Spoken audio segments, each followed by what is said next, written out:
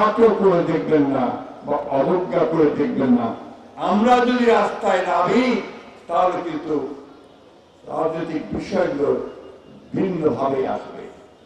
তাই খুব পরিষ্কার করে বলতে চাই যে আপনারা এসব বাদ দিন, যে বিষয়গুলো সমাধান হয়েছে সেই বিষয়গুলোকে পড়ে দিন, যেগুলো হয়নি সেগুলো পার্লামেন্টে আগামী নির্বাচনে মধ্যে দিয়ে যে পার্লামেন্ট গঠিত হবে সেই পার্লামেন্টে সিদ্ধান্ত নেওয়া হবে। আর যেগুলো আমরা একমত হয়েছি সেগুলোতে আপনারা ব্যবস্থা গ্রহণ করুন। আমরা খুব পরিষ্কার করে বলতে চাই যে নির্বাচনের দিনই গণভোট হবে, তার আগে ঘটে হবে না, যাবে। আপনি তাই চান কিনা বলেন বন্ধুগণ? এই বিষয়টা আমরা একমত। অন্যান্য বিষয়গুলোতে আসেন, যেগুলো বাকি আছে সেগুলো আমরা আগামী পার্লামেন্টে নিয়ে যাব, আর যেগুলো সই হয়ে গেছে একমত হয়ে গেছি সেগুলো ভিত্তি করে আমরা কাজ শুরু করতে পারি। তাই আজকে আমার এই মহান নেতা তার আত্মার প্রতি শ্রদ্ধা জানিয়ে আমি আবারও বলতে চাই, রাজনৈতিক দলগুলোকে আহ্বান জানাতে চাই, দয়া করে পানি ঘোরা করার চেষ্টা করবেন না।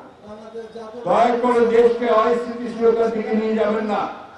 দয়া করে দেশে মানুষকে অশান্তিতে ফেরার কোনো ব্যবস্থা করবেন না। আমরা বহু সংগ্রাম করেছি, বহু লড়াই করেছি।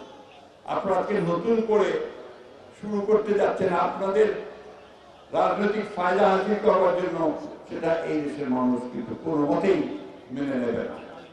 সরকারকে পরিষ্কার ভাবে বলতে চাই, আর চাল বাড়া না করে অবিলম্বে নির্বাচনের শিডিউল ঘোষণা করার ব্যবস্থা করুন এবং ঐক্যবদ্ধ যেগুলো সিদ্ধান্ত হয়েছে সেগুলো নিয়ে সামনের দিকে এগিয়ে যান। অন্যথায় আপনারা কিন্তু ব্যর্থ সরকারে পরিণত হবেন এবং এসব জবাবদিহি আপনাদেরকে করতে হবে। নেতাও সবাই আলোচনা করছি যে তার কথা মনে আসলে চোখে পানি নেমে আসে, কারণ উনি আমাদেরকে বিপদ আপদ থেকে রক্ষা করেছেন। আমরা তার আদর্শে এতটা রাজনৈতিক জীবনের আদর্শের কথা আমরা দেখেছি। জীবনে কখনো দলের সাথে বেইমানি করে নাই। জীবনে কখনো এরশাদ সরকারের আমলে তাকে মন্ত্রিত্ব দেওয়ার প্রলোভন দেখানো হয়েছিল, তাকে দলে ফেরানোর অনেক এমন একজন মানুষ ছিলেন যিনি আদর্শে বিশ্বাসীকে জাতীয়তাবাদী দলকে ধারণ করে তিনি এই দক্ষিণবঙ্গের জাতীয়তাবাদী দলকে এগিয়ে নিয়েছেন। দক্ষিণবঙ্গের তথ্য এলাকার কোন নেতানগর বিপদে পড়েছে, চরম বিপদে, তরিকুল ইসলাম সেই বিপদে ছায়ার মধ্যে দাঁড়িয়ে সেই বিপদ উদ্ধার করেছে। আমরা দেখে ইন্ডিয়ায় বিদেশে বিভিন্ন জায়গায় চিকিৎসা করার ব্যবস্থা উনি করেছেন। এমনি ভাবে প্রতিটা নেতা কর্মী উনি নেতা জনাব তরিকুল ইসলামকে আমরা স্মরণ করে অনুসরণ করে আমরা রাজনীতি করতে চাই এবং আমরা সুবিধার সময় দলে থাকবো না, আর সুবিধার সময় দলে থাকবো। এইভাবে আমরা যেন কেউ দল না করি সেদিকেও আমাদেরকে খেয়াল রাখতে হবে।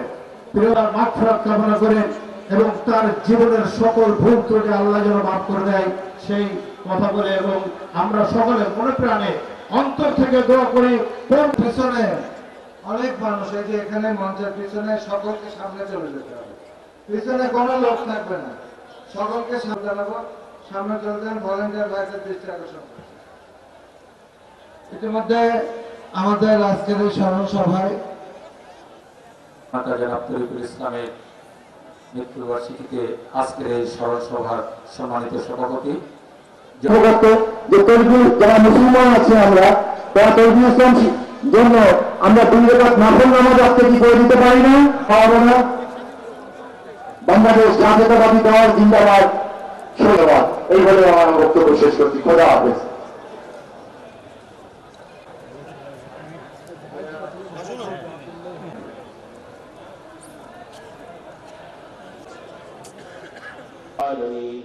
والصلاة والسلام على سيد الأنبياء والمرسلين.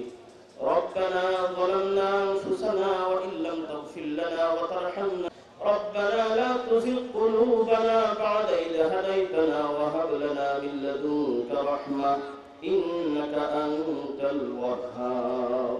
رب ميتنا وشاهدنا وغائبنا وصغيرنا وكبيرنا وذكرنا وانثانا اللهم من احييته منا فاحيه على الاسلام ایمان اے اللہ پروردگار عالم আসরের নামাজের পর এই টাউন হল ময়দান জনকীর্ণ জনতা দিয়ে আল্লাহ ভরপুর হয়ে গেছে আপনার পিয়ারা বান্দা মরহুম জনতা জনাব তরিকুল ইসলাম মরহুমের রুহে শাহী দরবারে আমরা হাত উঠিয়েছি মেহেরবান খুদা আজকে যেমন হাজার হাজার মানুষ তাদের হৃদয়ের ভালোবাসা আর শোক নিয়ে এখানে একত্রিত হয়েছে হে পরওয়ারদিগার মরহুম তরিকুল ইসলাম সাহেবের জানাজায় এই পার্শ্ববর্তী ঈদগাহ ময়দানে হাজার হাজার মানুষ মাটিতে সিঞ্চিত করেছিল আল্লাহ সেই সিঞ্চিত চোখের পানিকে আপনি কবুল করে নেন আল্লাহ আজকে এই মানুষের শোকাহত তরিকুল ইসলামের মাগফিরাতের ফয়সালা করে দেন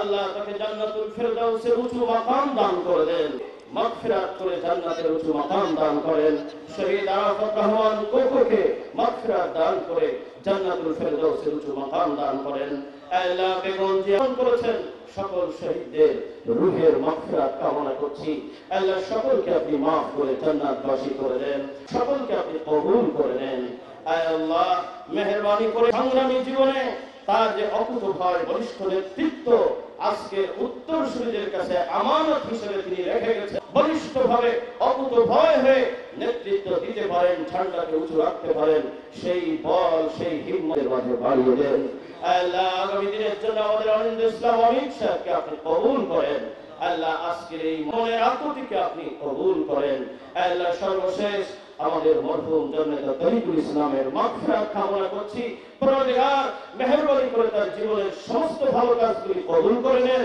সমস্ত অন্যায় গুনাহ খাতাগুলি আপনি maaf করে তাকে জান্নাতুল ফেরদাউসে উচ্চ মাকাম নসিব ফরমান ওয়া সাল্লাল্লাহু আলাইহি ওয়া সাহবিহি আজমাইন আমিন বিরহমাতিকা ইয়া আরহামার রাহিমিন আরে রুবেলার কাছে